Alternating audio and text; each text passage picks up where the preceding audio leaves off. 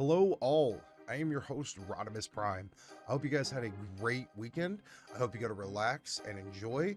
And now let's look at today's gaming news and updates. First off today, we look at the chain reaction due to the events taking place over at Casa de Netflix.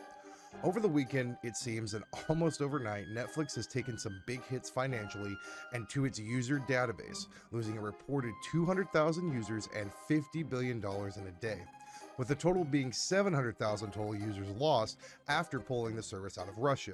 You would figure with these kinds of losses occurring that they would double down on their successes and lean into what has kept them in the dance. But they have decided to go a different route/avenue: gaming. In a recent interview with the Washington Post, Netflix stated they wanted to flip the video game pipeline on its head, announcing a new tabletop card game, Exploding Kittens, which by title alone has me clamoring to play. Netflix has also decided to produce a show and mobile game off of this new franchise. But after losing a third of your value and 700,000 subscribers, it is now really the time to delve into the unknown, especially with the competition already being established years prior.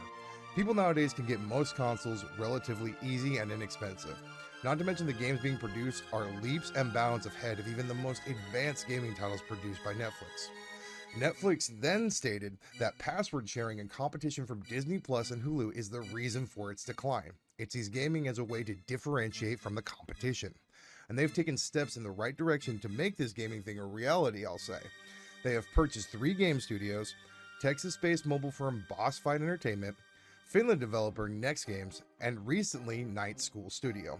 With these acquisitions though, it seems Netflix will only stay in the realm of mobile gaming currently, as it has also announced the release of at least 50 mobile games by the end of the year. So with Netflix pumping out new shows and then creating games centered around those shows, it will be interesting to see if it is a formula for success, and if it will bring Netflix back to prominence in the streaming world. Our next story of the day has us looking at developer Unknown Worlds back at it again with the next installment in the Subnautica franchise. In a recent tweet from developer Unknown Worlds, they have stated that we're seeking a senior narrative designer to work with us to help shape the next game in the Subnautica universe. The full job description reads as follows: Unknown Worlds is seeking a senior narrative designer to join the team working on the next game in the Subnautica universe. This person will collaborate closely with the team to tell compelling, dramatic stories in the context of the game experience, while also defining the history and lore of a new science fiction world and its alien inhabitants.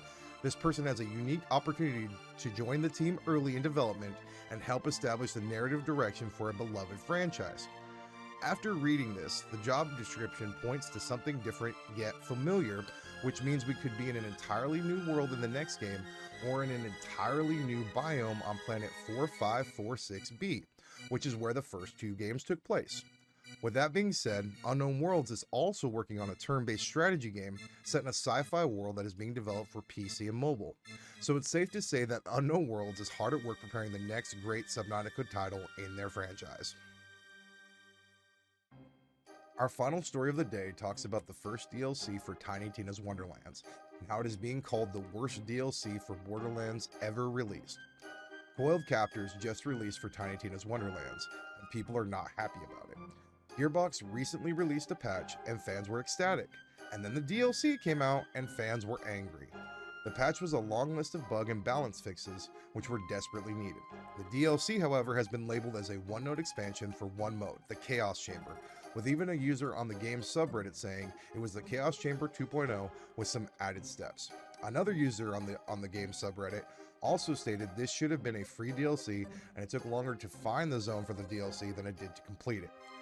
Fans are stating, however, that given Gearbox's previous DLCs, this is just a one-off. The problem with that thinking is that all the other Borderlands games that came out before Tiny Tina's had a very strong first DLC. I'm a person who has played Borderlands 1, 2, 3, and the pre-sequel all the way through multiple times and have played almost every DLC and have never been as underwhelmed as I was with this one. Borderlands 1 had Zombie Island of Dr. Ned, which was a brand new area with new enemies and a new boss. Borderlands 2 had Captain Scarlet and her Pirate's Booty, which was a massive DLC with a proper end boss and secret boss. Borderlands 3 was Casino Heist with Mad Moxie, and once again followed the previous two's formula of a new giant area with new sub areas to explore with an end boss that rewarded players for completing the DLC. Tiny Tina's DLC, however, feels like a quick cash grab with almost no substance. It feels like they spent all their time working on the main game, advertised the DLC well in advance, forgot about it, and went, oh crap, what do we do? They then slapped a fresh coat of paint on the Chaos Chamber, added some extra hoops, said here you go, and give us back $10. As a fan, this is a slap in the face, but I am hopeful that the next DLCs will be more reminiscent of previous Borderlands expansions. But what did you guys think? Did you guys like the first DLC drop for Tiny Tina's? Let me know in the comments down below. But alright guys, that's going to do it for me today. If you could do me a favor, and please like the video and subscribe, and I will see you guys tomorrow.